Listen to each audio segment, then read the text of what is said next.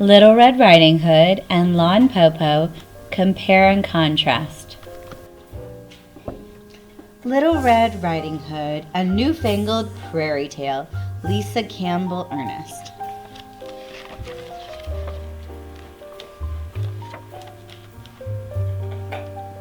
Once upon a time, there lived a little girl who lived at the edge of a great prairie. Because she always wore a jacket with a red hood when she rode her bike, everyone called her Little Red Riding Hood. Now one morning, as Little Red Riding Hood sat eating her favorite wheatberry muffins, she had an idea. "Mom," she said, "it's going to be a real scorcher today. Grandma sure would love it if I brought her some muffins and lemonade. You know how crabby she gets in the heat." Little Red Riding Hood loved visiting her grandmother. "Great idea," her mother said. So Little Red Riding Hood's mother packed the still warm wheatberry muffins and cold lemonade into a basket.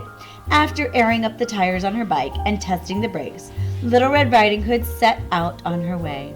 "Now don't forget," called her mother, "go straight to Grandma's, and whatever you do, don't talk to strangers." "Sure, Mom," Little Red Riding Hood promised. Little Red Riding Hood pedaled down Toad Road, past the gas station, the feed store, and the old Wilson place. She waved at everyone she saw, and everyone waved back. As the edge of town disappeared and the prairie began, Little Red Riding Hood zigzagged between the crops, taking the shortcut to Grandma's house. Blackbirds startled and sunflowers swayed as she whizzed by. "What a nice visit this will be," Little Red Riding Hood said. "Grandma simply adores muffins and lemonade." But who should be cutting through that same field, and up to no good, I might add, but a very hungry wolf. When the smell of those wheatberry muffins came wafting his way, the wolf's nose quivered. "Gadzooks," he whispered, "what is that scrumptious smell?" The wolf rushed toward the heavenly odor. "Whatever it is, I must have it," he growled. With one giant leap, the wolf landed right in front of Little Red Riding Hood's bicycle. "Ah!" he roared. Little Red Riding Hood slammed on her brakes. "Hey, be careful," she shouted. "You could get hurt surprising someone like that." The wolf chuckled at the warning. "What's in the basket, dearie?" he asked with a wide-toothed grin. "Muffins and lemonade," Little Red Riding Hood said slowly, "for my grandmother." "But such a tantalizing smell," the wolf drooled. "They must be very special muffins." "Oh, they are," Little Red Riding Hood said proudly. "They're my grandma's secret recipe, and they always take first prize at the fair." The wolf licked his lips. "She must be a very dear, sweet woman," he crooned. "Do you have far to travel?" "Oh, no," Little Red Riding Hood answered. "Just over that ridge, this side of Turkey Creek." "Mm-hmm," the wolf smirked, his mouth curling up at the corners. "How fortunate." "I have to go," Little Red Riding Hood said quickly. "Grandmother's waiting." The wolf slyly turned in the opposite direction and pointed. "Ooh," he gasped. "What beautiful flowers. Such a dear, sweet grandmother surely deserves some of those."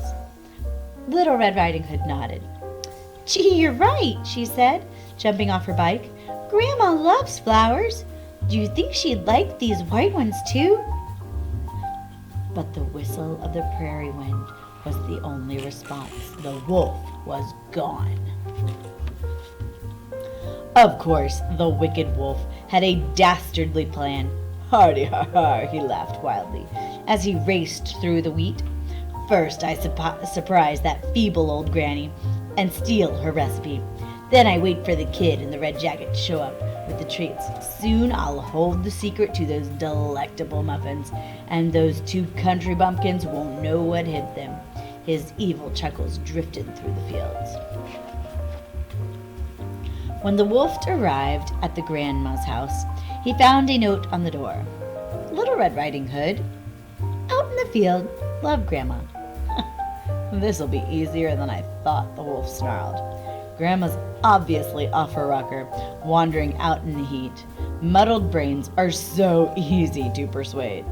The wolf gaggled, feeling enormously pleased with his good fortune. But when the wolf searched the fields for Little Red Riding Hood's tottering granny, all he could see was a farmer riding a tractor. Impatient, he shouted, "Hey, old man! Where's the ancient granny who lives in the house?" The farmer, though, seemed to hear nothing. "Very well," the wolf said with a snicker. "I love surprising these dim-witted people." And he began to silently sneak up behind the tractor. Then, before the wolf knew what was happening, the farmer whirled around and grabbed him by his fancy suspenders. "Hold it right there, scoundrel," the farmer shouted. "What in tarnation do you think you're doing?" The wolf gasped and stammered. I'm looking for the frail, loony, muffin-baking granny who lives in the house."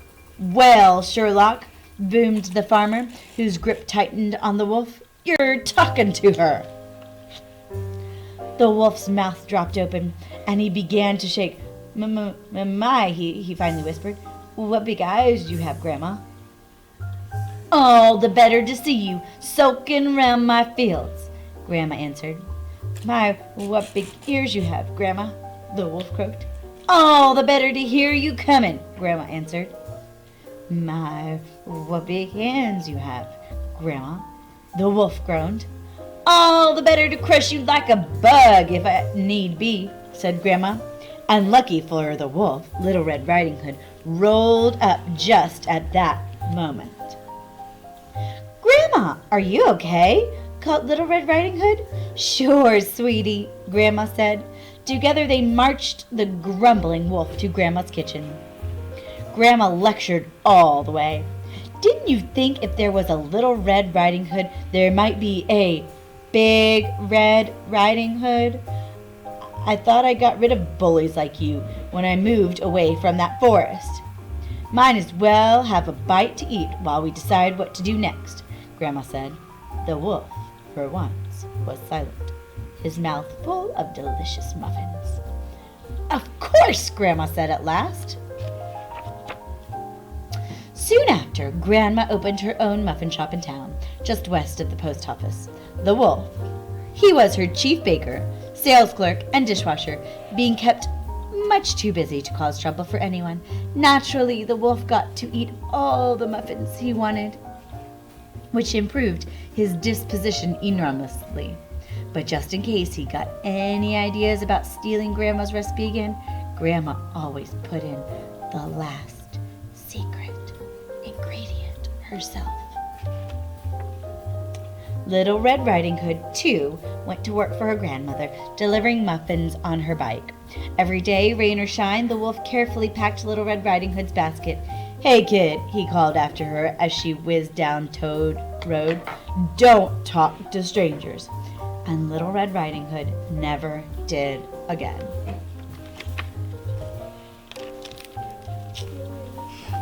Lan Po Po, a Red Riding Hood story from China,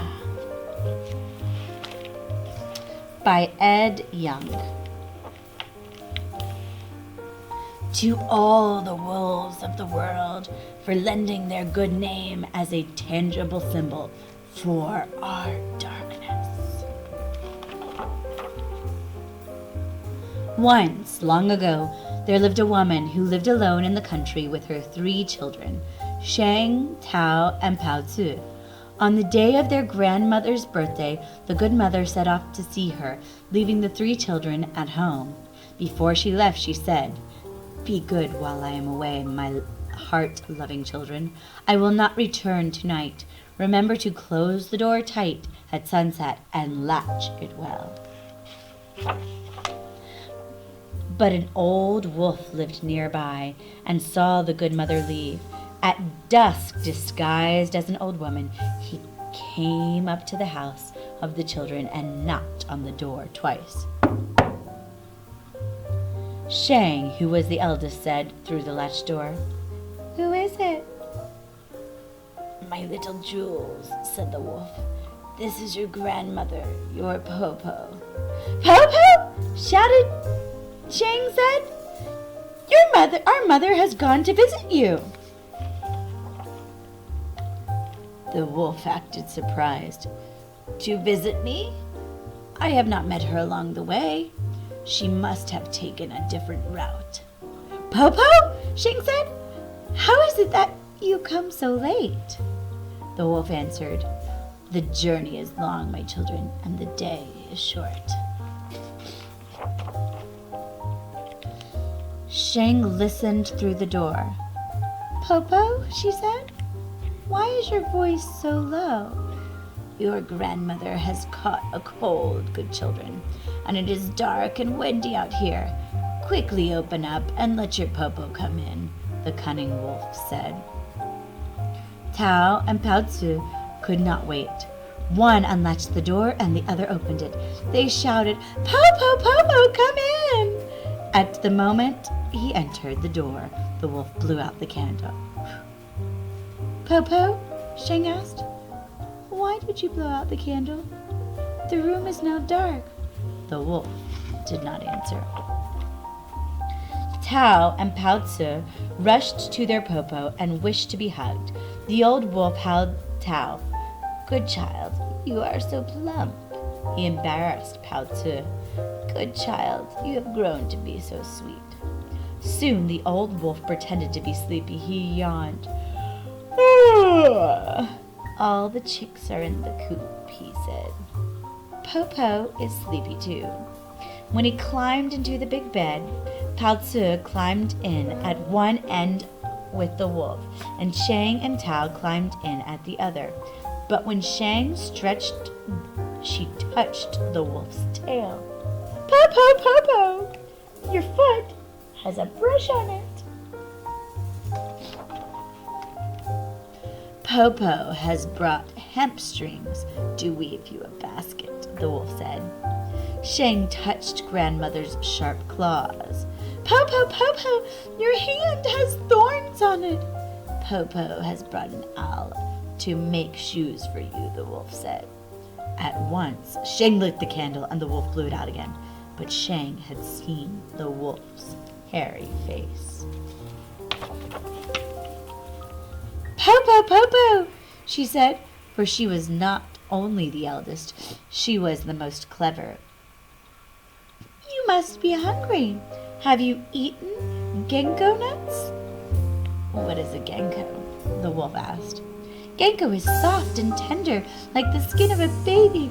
One taste and you will live forever," Shang said, "and the nuts grow on the top of the tree just outside the door."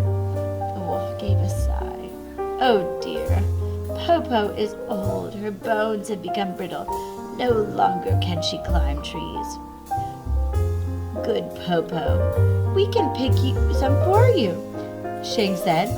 The wolf was delighted. Shang jumped out of the bed, and Tao and Pao Tzu came with her to the ginkgo tree. There, Shang told her sisters about the wolf and the three climbing up the tall tree. The wolf waited and waited. Plump Tao did not come back. Sweet Pao Tzu did not come back. Shang did not come back, and no one brought any nuts from the ginkgo tree. At last, the wolf shouted, "Where are you, children?" "Popo," Shang called out. "You're on the top of the tree eating ginkgo nuts." "Good children," the wolf begged. "Pluck some for me." "But Popo, ginkgo is magic only when it is plucked directly from the tree. You must come up and pluck it from the tree yourself." The wolf came outside and paced back and forth under the tree, where he heard the three children eating the ginkgo nuts at the top. "Oh, Popo, these nuts are so tasty, the skin so tender," Shang said. The wolf's mouth began to water for a taste. Finally, Shang, the eldest and most clever child, said, "Popo, Popo, I have a plan. At the door there is a big basket. Behind it is a rope. Tie the rope to the basket, sit in the basket, and throw the other end to me. I can pull you up." The wolf was overjoyed and fetched the basket and the rope, then threw one end of the rope to the top of the tree. Shang caught the rope and began to pull the basket up and up. Halfway, she let go of the rope, and the basket and the wolf fell to the ground. "I am so small and weak, Popo," Shang pretended. "I could not hold the rope alone. This time I will help," Tout said. "Let us do it again." The wolf had only one thought in his mind, to taste a ginkgo nut. He climbed into the basket again. Now Shang and Tao pulled the rope on the basket together, higher and higher. Again they let go, and again the wolf tumbled down, down, down, and bumped his head. The wolf was furious. He growled and cursed. "We could not hold the rope, Popo," Shang said. "But only one ginkgo nut, and you'll be well again." "I shall give a hand to my sisters this time," Tao Tzu, the youngest, said. "This time we shall not fail." Now the children pulled the rope with all of their strength. As they pulled, they sang, "Hee-ho, hee-ho," and the basket rose straight up, higher than the first time, higher than the second time, higher and higher and higher, until it nearly reached the top of the tree. When the wolf reached out, he could almost touch the highest branch. But at that moment, Shang coughed, and they all let go of the rope, and the basket fell down and down and down. Not only did the wolf bump his head, but he broke his heart. "Popo!" Shang shouted, but there was no answer. "Popo!" Tao shouted, but there was no answer. "Popo!" Bao Tzu shouted. There was still no answer. The children climbed to the branches just above the wolf and saw that he was truly still and would not get them. Then they climbed down, went into the house, closed the door, locked the door with the latch, and fell peacefully asleep. On the next day, their mother returned with baskets of food from their real Popo, and the three sisters told her the story of the Popo who had come.